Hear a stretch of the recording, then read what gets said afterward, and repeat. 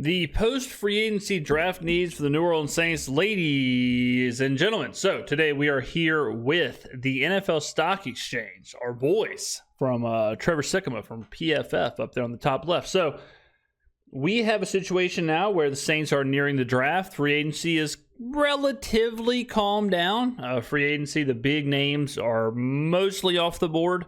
There's still some hanging around out there, but the Saints did some stuff, right? They got Godchaw, they got re-signed Chase Young / extended Chase Young, Isaac Yiadom, Justin Reed, markedly a big name there. Got rid of Jamal Williams.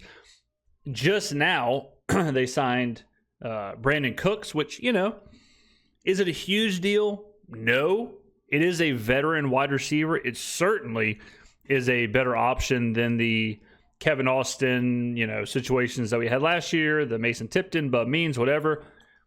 It's kind of an upgrade-ish over MVS as far as just level of player. Now, Brandin Cooks hasn't been a 1,000-yard receiver since, I believe, 2021, but injuries a little bit last year. He still can be prolific. I would be comfortable saying if they're both healthy, Cooks is better than MVS. So it's a slight upgrade there. I'm sure he might be a little more expensive. I think last contract he was on was like a $10 million deal, $10 million a year deal. There's no way I don't think he's going to be anywhere near that, and MVS was $5 million. So I would assume somewhere in between, let's call it 8, right? But good veteran receiver, something the Saints needed in that wide receiver room. This does not mean they can't take a receiver. This does nothing as far as the draft. Just fills the roster up a little bit. Act of God, but somehow they did it. Signed Justin Reed. Signed Isaac Yiadom. They traded for Devon Godchaux. Which is kind of free. All right, so you trade a 7th for Godchaw. You get a 7th back in the compensatory ruling. So it was kind of a free trade. Re-signed Chase Young. Re-signed Juwan Johnson. That deal, not a fan of, but if Kellen Moore thinks Juwan Johnson can be prolific, then it is what it is. But I wasn't a huge fan of that deal. I think I'm just kind of low on Juwan Johnson, but hey, maybe he's going to be more of a wide receiver first, tight end second versus tight end first, wide receiver second. I don't know what Kellen Moore has planned for him, but he must have seen something. Re-signed Dante Pettis. Re-signed Landon Young. I don't know how they did it. Signed Will Clapp. It is kind of funny that every year is the same conversation, right? Like, every year is the exact same conversation. Saints cap hell. Saints have no money. Meanwhile, Saints get money. Saints clear cap problems. Saints have middle of the road to high amount of money to spend. They re-sign and spend who they want. They keep their players. Everyone says how they do this. This is crazy. I don't understand what happened. And then it repeats every year. Like, repeats every single year. Team needs for New Orleans. What do we got? I mean, this team, man, they just can't help themselves. They won't rebuild. They absolutely they won't do it. They absolutely refuse to even think about rebuilding. They are rebuilding.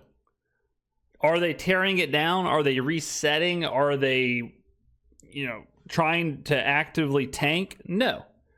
But you wouldn't want your team to do that anyways. But they are definitely rebuilding. I mean, we have a ton of draft picks, a top 10 draft pick. All these older contracts are 1-2 years away from expiring. We're offloading Derek Carr, maybe in a trade for Cam Ward. But if nothing else, this will be Derek Carr's last year with that contract. Cam Jordan took basically a $10 million haircut to stay in New Orleans. DeMario Davis, Tyrann Mathieu, they're all downshifting. Traded Marshawn Lattimore. I don't really know what else. Like, what do y'all think? What do y'all think would have to happen in order for the outside analysis to be, okay, the Saints are rebuilding? Like, would they literally have to release like 12 players and just obviously tank? Like, I don't understand what would be the obvious rebuild. They fired their coach, have a 36-year-old head coach, completely new defensive staff, completely new offensive staff. Again, I don't know what else, I don't know what else has to happen for everyone to say, like, okay, yeah, this team is definitely renovating. They're like the Greek myth Sisyphus, the one that just had to roll the boulder up the hill, and every time he got near the top, it just rolled back down. Like, the Saints just embrace going nowhere. And I know it's grim, because they're not an awful team, but they just will not reset. So, with that being said, that means the best chance is the draft. True. I think wide receiver, quarterback. Now they're obviously they filmed before Brandin Cooks. I don't think Brandin Cooks changes anything, so just keep that in mind with the wide receiver thing. Oh, yeah, easily, bro. They've got legends on their quarterback and corner roster.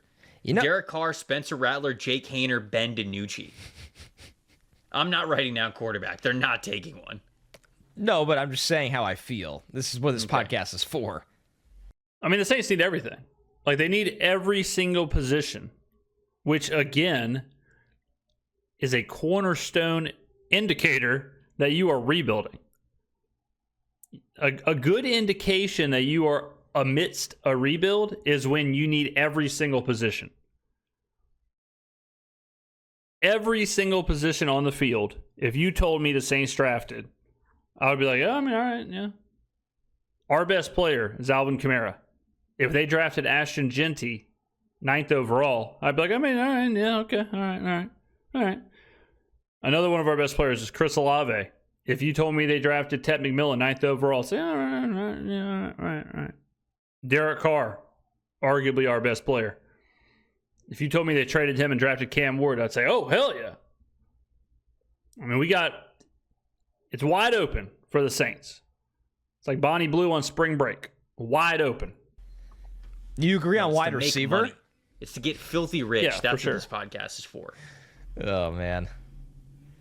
A lot of defensive needs, though, too. I would put wide receiver because I'm worried about Chris Olave's concussion history. Yeah, I'm worried about Rashid Shaheed's coming off of the knee injury. Yeah, Bub means wide receiver 1 doesn't really hit. Yeah, I mean, we absolutely, even with Brandin Cooks, you're talking about, Chris Olave, Rashid Shaheed, Brandin Cooks, Dante Pettis, Kevin Austin, Bub Means, Mason Tipton. Like, yeah, let's go ahead and get some top end talent there, please. No, it doesn't. All right, so wide receiver for sure. Yeah. Yep. Man, they're gonna need a pass rusher. I agree. And they're gonna need a corner. Losing Paulson and Debo stinks, man. Yeah, but true. But I think what would have stunk even more is paying him $50+ million. So, is Isaac Adam as good as Paulson and Debo? Maybe not. Is he $41 million cheaper? Yes, he is. Monte Taylor plays the nickel. Khalid McKinstry plays one side. Right. You don't play. Well, I'll say that too, where it's like, well, the Saints need defensive back help. And I'm not saying Alontae Taylor and Kool-Aid are the best. It's not Darrell Revis and Champ Bailey back there, but it's a decent enough foundation. You draft a couple here, free agent there. Okay. Plays can play as one of their corners. He could be a spot starter outside corner, but you'd like a long-term answer. Yeah, sure. This roster is just a lot of names. Yeah, they're never that bad. This is another thing that happens all the time, where it's like, Saints suck, Saints are garbage, going nowhere fast, blah, blah, blah, blah. And then someone reads the roster and it's like, well, I mean, they got names. They got people. It's like, yeah, you just got to get some depth. You just got to get a little bit more around them. They're kind of on the downslope, but they're not fully horrible. So you just got to try and catch it to where, okay, DeMario Davis is on the downslope. Oop, we have John Campbell now. All right, Cam Jordan's on the downslope.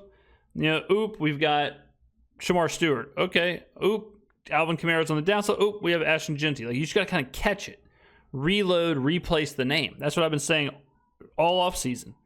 The Saints are replacing the names. That's all they're doing.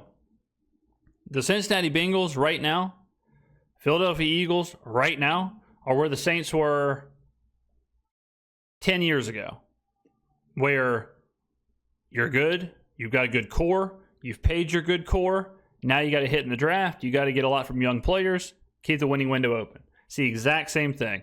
Like, it is the exact same thing. Every team does it, and for some reason, people get confused of what exactly it is. The way to win, get good players, pay those good players, mortgage 5-6 years from into the future for a 4 or 5 year window. Hit on the picks in the draft, get value from young players, win Super Bowls. That's how you do it. Easiest thing in the world. Philadelphia Eagles, let's play a game. Fill in the blank. Who they pay? Fill in the blank. Who's their core? Fill in the blank. Who did they get value from in free agency or the draft on cheap deals? I'll give you a hint. Zach Bond, cheap deal, value. Jalen Carter, cheap deal, value. Cooper DeJean, cheap deal, value. All right, we're starting to figure some stuff out. Let's go to the Cincinnati Bengals. Cincinnati Bengals, who do they pay? Who is their core? Who do they mortgage the future for? I'll give you a hint. Joe Burrow, Jamar Chase, T. Higgins, Trey Hendrickson. Using your study guide, what do the Cincinnati Bengals have to do in order to win a Super Bowl? Fill in the blank. Or I'll give you an essay answer. The essay answer needs to start with the thesis sentence of the Cincinnati Bengals need to extract value from free agency, cheap contracts in the draft. If they can do that, they'll win the Super Bowl. It's easy. Saints are doing it. Everyone's doing it. The problem is that the Saints are on the back end of it. The problem is the Saints have done it for 15 years. So the players who they invested in, players who were part of that core, they're either retired, hurt, or about to retire, or just not as good anymore. So you got to replenish. So yeah, when you look at, I got Gotham City happening in the midst of my monologue, but when you look at the roster and you see Alvin Kamara, Chris Olave, Demario Davis, Tyrann Mathieu, you see all these players. Can y'all hear this?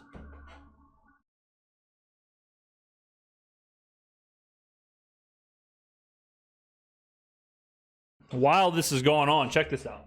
I'm trying to get the studio a little more decorated, for our podcast and whatnot. Check out this painting of Shawn Michaels, my favorite wrestler of all time.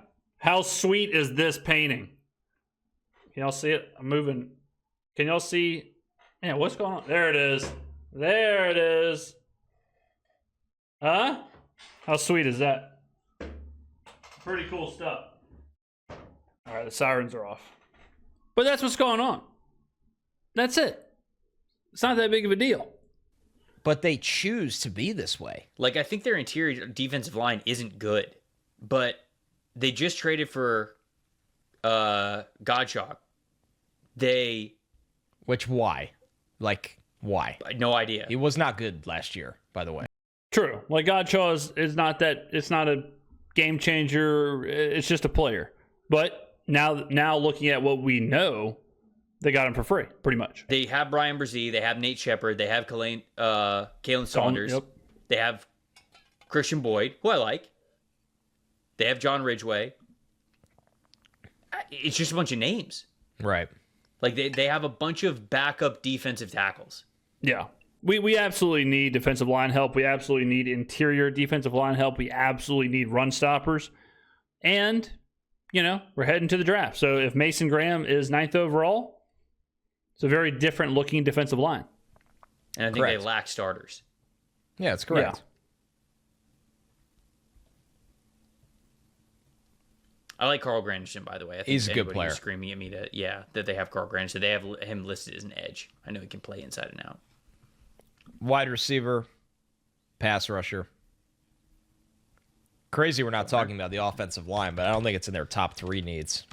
Yeah, the offensive line is one of those things where again, like the narrative has been so offensive line heavy, but when you take a step back and you're like, well, Talise Fuaga's pretty good. Eric McCoy is good. Depending on what you think about Trevor Penning, and then you got Cesar, and then you got a question mark at left guard. So, yeah, the offensive line is inching towards better, where if you do draft an offensive lineman or get one in free agency or however you want to play it, you're one away from being like, all right, it's a pretty good line, a pretty good young line. I think there's going to be a lot of areas on the field where we're so used to saying like this area sucks, but we're one or two people away from the area being a good young core. Like, let's just say, hypothetically, we draft Will Campbell 9th overall, move him to guard. And let's say we move him to left guard. And all of a sudden, your offensive line is Talise Fuaga, Will Campbell, Eric McCoy, Cesar Ruiz, and Trevor Penning. One, it's young as hell. It's no doubt about it, it's very young. But number two, the left side of it is insane. You go McCoy, Campbell, and Fuaga. It's like, damn. Okay. Saying like you look at our wide receiver room. Chris Olave, Rashid Shaheed, cool. You throw in Ted McMillan. If all of a sudden now it's Ted McMillan, Chris Olave, Rashid Shaheed, and let's say you draft, say let's Savion Williams or somebody later in the draft, and you're looking at that like, well, not only is it good, but it's young. So the Saints are positioning themselves to be a pick or two away. No. From not a pick or two away from being really good, but just a pick or two away from being like, all right, these were holes. Now we can see where they're trying to fix things. We can see what's going on here. I'd like to add to it. Corner. Yep. Yeah, you definitely want to add to it. New York Giants. They signed. Okay, there you go. Yeah, I mean, the Saints, like, I think on the surface, and this is kind of like where we live. Like, this is really what we do here. On the surface level, every team has their stereotypes and the narrative and whatever built in. And if you go a layer deeper or 2 layers deeper, 3 layers deeper, and we live down there. We're like way down deep into the context, way down deep into the layers. If you the further you dig, the more you're like, well, maybe the cap isn't a problem. Maybe the roster isn't that bad. Maybe they actually are rebuilding. Maybe they actually are just a couple picks away from this area being relatively serviceable. Maybe they are on this upswing. Maybe you start seeing what's happening. Now, don't get it twisted. Saints aren't a great team. I've never said they're a great team. I think they're probably right now in the neighborhood of that 8-win team. It's the NFL. An 8-win team, pretty close to a 10-win team. Like in the NFL, it all flips, and you're a ball bounce away here, you're a ball bounce away there. You got to kind of give teams like whatever you think they are. They're probably like 1-2 standard deviations away on both sides. Find me another YouTube channel that's going to drop standard deviation like that. But so example, if a team is a 12-win team, they could easily be a 13-win team. They could easily be an 11-win team. A 10-win team could easily be a 9-win, could easily be an 11-win. You see what I'm saying here? So if you think the Saints are an 8-win team, could they be a 7-win team? Absolutely. Could they be a 9-win team? Absolutely. And I also think the lower you go, now we're really getting into some statistics here. I think the lower you go, the wider your standard deviations are. So if you are a 2-win team, I think you could be a 5-win team very easily. All right. If you're a 10-win team, it's harder to be a 13-win team. So the lower you go, the lower your projections are, more you can deviate. Higher up, the less room you have, less wiggle room. I think the Saints are 8 to a 9.5 win team. 9.75, however you want to quantify it. So I'm not saying they're bad. I'm not saying they're good. I'm saying the Saints are kind of where they want to be, which is relevant, which is in the conversation, whilst rebuilding. So in free agency, in the draft. I think the Saints need everything, could use everything. It's just up to them to find the value, extract the value. You know, like MVS or Brandin Cooks. You know, like Paulson Adebo, Isaac Adams. Like Chris Olave or like Cooper Kupp, or go after somebody else. You know, do you overpay here? No. Okay, well then where do we find value elsewhere? So that's what the Saints are doing right now. All right, let me know in the comments below what you think. Thank you for watching. I will see you in the next video.